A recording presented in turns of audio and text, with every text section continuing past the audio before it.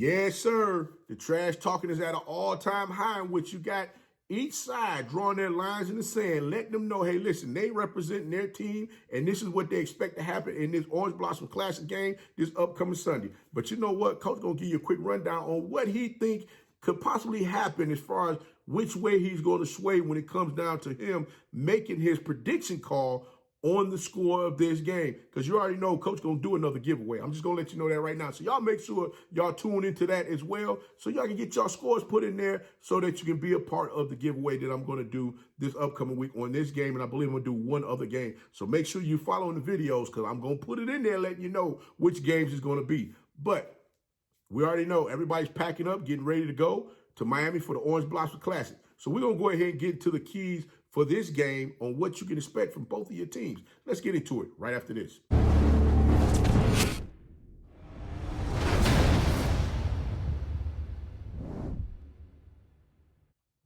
You know it's your favorite coach back at it again. 10 toes down, about to tell you how it all went down. This is Tomorrow Leader Sports Network with your host, Coach Walker. If you're new to the channel, please like, share, subscribe. Hit that notification bell so you can get all upcoming videos. For all my leaders out there, welcome back. Y'all know the drill. Y'all know the routine. If you haven't done so already, please like, comment, and share these videos. And tap in a friend or two and tell them to come on in. It's nothing but positive vibes. We're just having a good time talking about HBCU sports. And don't forget, you can follow us on all social media platforms. The links are listed down below in the description. So without further ado, we're going to go ahead and tap on in this thing, get straight to it, because looking at the FAMU offense from last week playing against North Carolina, got to give Musa credit. Looking at that game, everything that North Carolina gave the FAMU Rattlers offense, he took advantage of. The University of North Carolina ran a soft defense, a soft zone defense, to be honest with you. And I'm going to tell you why I say this.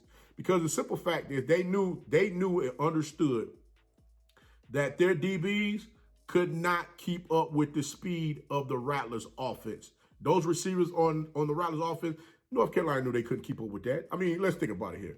When you have the Rattlers the Rattlers receiving core averaged 10 yards per carry. When you got 83, Darren Oxendine, you got 19, Xavier Smith, you got 13, Trevontae Davis, 85, David Manigo. These guys is averaging 10 yards apiece. I'm telling you right now, you're going to sit there and say, whoa, if I allow anybody to blow by me, that means we got a problem out here. So what I'm going to need to do is make sure I keep everything in front of me. I'll give you a little dink and dunks. We'll come up, make the tackles, and we'll go from there. Not only that, but what they did was they made FAMU one-dimensional because they couldn't get the running game going. Why? Because the front four for North Carolina sacked Musa three times in that game. They sacked Musa. So I'm saying what I'm looking at is exactly the recipe that, you know, Coach Thurman might try to put something together here with that. But then again, I'm thinking Coach Thurman's going to try and jump out there with some type of funky blitz package that's going to keep Musa off balance. But one thing everybody got to understand is this. The young man has a quick release when it comes to throwing that ball down the field. He's throwing the receivers open. So DBs got to make sure that they're paying attention to what's going on and not having their eyes in the backfield trying to peek and see what Musa is doing. Everybody got to be out there on the field talking, let the next man know, hey, listen, this is what's going on. So the communications got to be key out there on the field to make sure that Musa doesn't run loose on the Tigers defense. Now, as I stated before, the Jack State DBs and linebackers, they got to make sure that those FAMU Rattler receivers, as well as those running backs, when they're coming out their backfield on those wheel routes and those quick releases, you got to make sure you know where they are on both of those sidelines, because guess what? Those are going to be the safety valves that Musa's going to try and dink and dump to keep them chains moving, to get those quick extra yards. That Jackson State is on their heels trying to guess and figure out exactly, okay, where's he going to go with the ball next? Now, the front four for the Jack State Tigers with Josh Griffiths, Niles Gaddy, and the crew, they're going to have to come out there and get after it. They're going to have to make sure they impose their will on that FAMU Rattlers offensive front. Now, I understand COVID is not going to be there. And not only that, I believe they have a lineman or two that's injured as well. So FAMU is already down a few linemen, so they're going to need to make sure if COVID is not back in there, they're going to have to put that pressure on Musa immediately, making sure they keep Musa in the pocket, not allowing him to get outside the pocket and just run a rough shot. And that's where you're going to see Keontae Hampton and Cam Simmons come in there and keep Musa in check, letting them know, hey, listen, if your behind come out that pocket again, we're going to bury you again.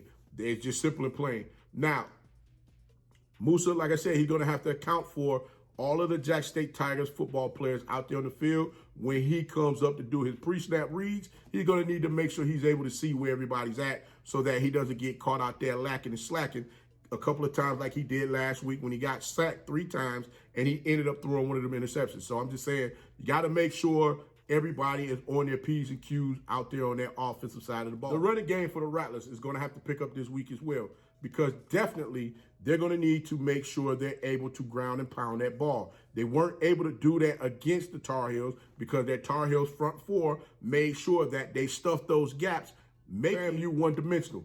The weight's going to be on Terrell Jennings, A.J. Davis, and Jalen McLeod to get that ball moving up and down the field for the Rattlers offense, to take a little bit of that pressure off Musa, who's going to be definitely trying to play out his mind to move that ball down the field and put them points up on the board against the Jackson State Tigers in this football game. We got QB1 Shedeur Sanders that will be coming out there running a new offense by offensive coordinator Coach Bartolone, who looks to go with the air raid offense. Now, we've already heard a lot of talk about this offense as far as what they're looking to do with getting these receivers open out there on the field.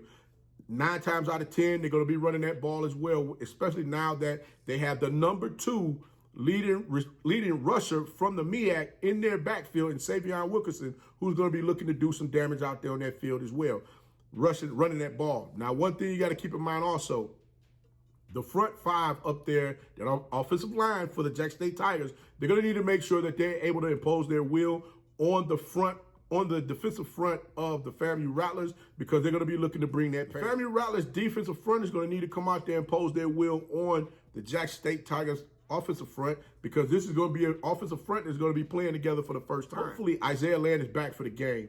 If not, Timothy Williams, Isaiah Major, Geno Hunt will definitely need to make sure that the Rattlers are on their backs and understand that they got to strike, and strike again. QB1 Shedeur Sanders know that they're going to bring that pressure on him all game long.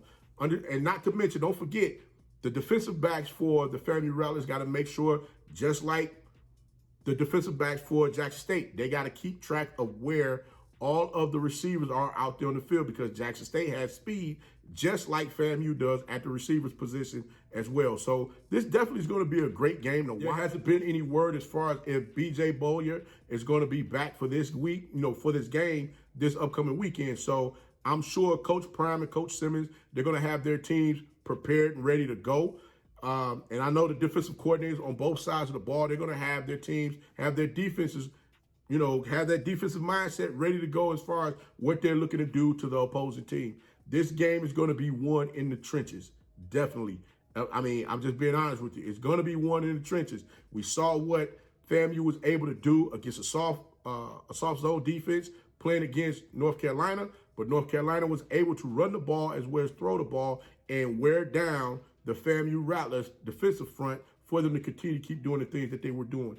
I do believe had Musa not had that one turnover, I think the game might have slightly went another direction, but North Carolina had those extra dogs out there where they could go ahead and wear FAMU down a little bit more for them to go ahead and impose their will. So this week, we're going to see how everything turns out between these two teams, but Coach going to hold off on that prediction because I need to find out a couple of more things. If Land is playing, if Boyd is going to play, if Cole's going to be out there, I need to know what's going on, and definitely need to find out what the real deal is with anybody else that might have an injury that they say is playing that might not play. So Coach is going to hold off on that prediction, but make sure y'all check that video out because it's definitely coming, all right? But, guys, I'm going to go ahead and get up out of here. Leave your comments below and let me know what you think about the content as far as how you think this game could very well go for either one of your teams, either FAMU Rattlers or the Jackson State Tigers. Let's talk about it. But until next time, be the one and lead.